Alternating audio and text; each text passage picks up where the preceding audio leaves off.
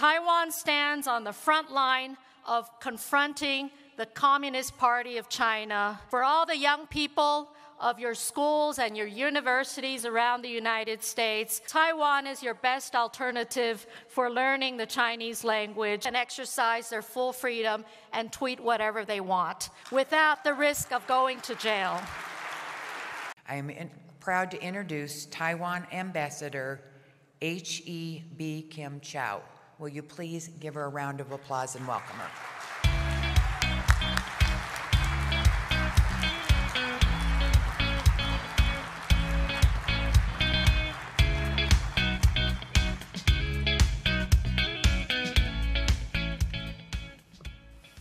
Thank you, Karen, for that kind introduction. And also thank you to the Honorable Chair Stuart Adams for hosting this wonderful event here in the great state of Utah.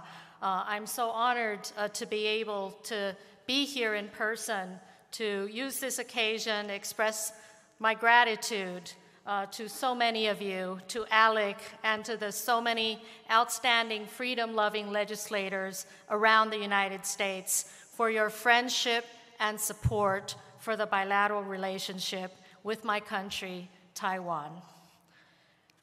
And there are a number of specific items that I do want to highlight in terms of our gratitude to all of you. First of all, I want to thank ALEC for awarding my president, Tsai Ing-wen, with the International Pioneer Award for Leadership, highlighting her commitment to free markets and also to fighting for democracy. I think this is an honor not only for the President of Taiwan, but it is also recognition of the freedom-loving people of Taiwan and our determination to keep Taiwan free.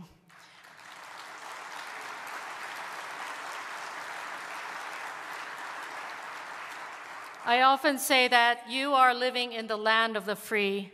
We are living on the island of the free.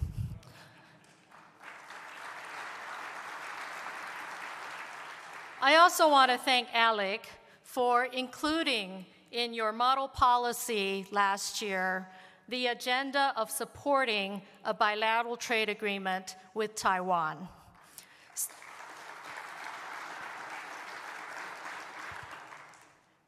Bilateral trade with Taiwan is in the interests of both our countries. For us, it will help us diversify from over-dependence on the Chinese economy.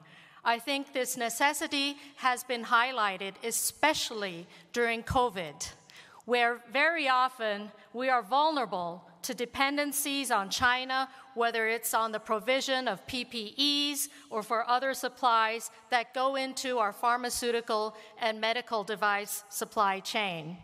What we want to do is work among like-minded democracies that share the respect for international property rights and playing by global rules and scientific standards.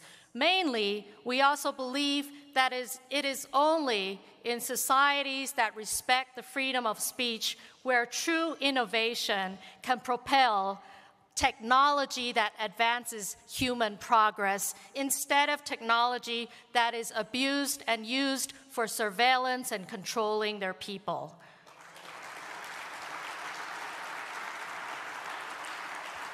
So in the spirit of thanking you for supporting the relationship in trade and economic ties with Taiwan through your model policy, I also want to thank the many of you who have signed up on the letter outside addressing the White House in advancing that appeal to take action in supporting trade with like-minded democracies like Taiwan.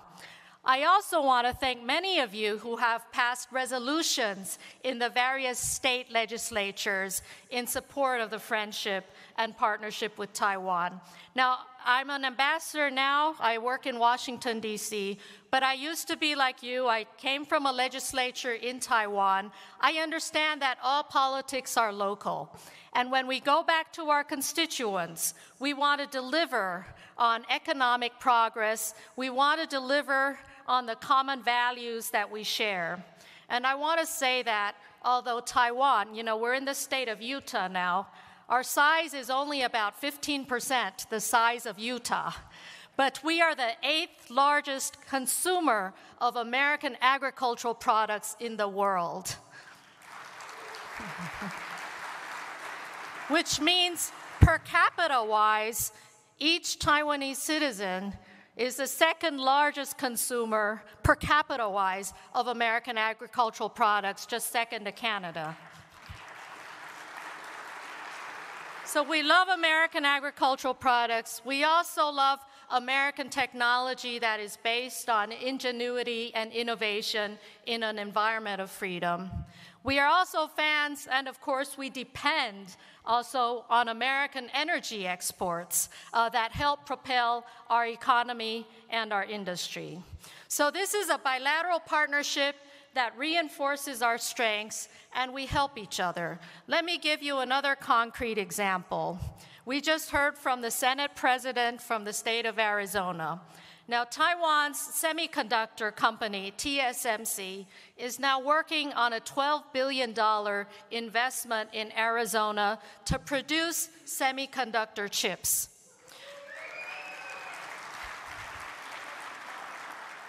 In recent decades, Taiwan has purchased high-end manufacturing equipment from the United States, and we've used that equipment to make chips in Taiwan, which we sell to your auto industry suppliers. Your automakers make the cars and sell them back to Taiwan. So isn't this a mutually beneficial and reinforcing partnership? And it would be even better if we could ensure that in Taiwan, as we are a freedom-loving society, we keep Taiwan as a democracy. So in addition to supporting our trade, partnership, I want to thank so many of you for also supporting the defense partnership as well as the political relationship that is based on our common values of freedom and democracy, as well as our common interests in ensuring the peace and stability of the Indo-Pacific region, as well as the prosperity of both our economies. Taiwan stands on the front line of confronting the Communist Party of China. We are under daily coercion on the political level, economic level, as well as militarily. And the United States has always been the most reliable friend and partner of Taiwan as we are confronting coercion from the CCP. When I first started out in politics, Taiwan was just holding our very first ever presidential election, and that was in 1996. And China responded to our very first election by firing missiles against Taiwan. They have a very low anger threshold. They tend to be upset about everything we do, about our existence, about beating their athletes in the Olympics.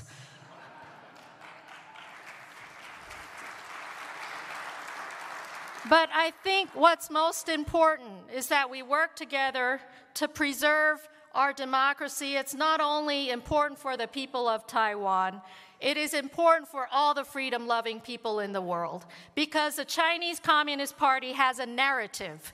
They claim that democracy is not suitable for Asian people. That is a lie, that is false, and Taiwan is living proof of that.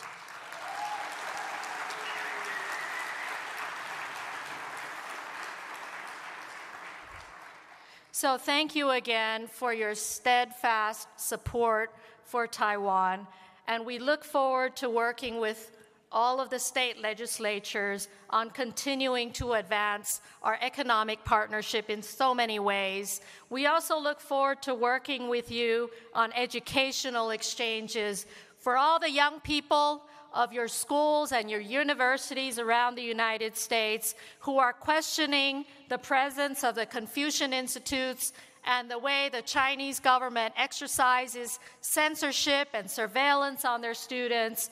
Taiwan is your best alternative for learning the Chinese language in an environment where the young people can exercise their full freedom and tweet whatever they want without the risk of going to jail.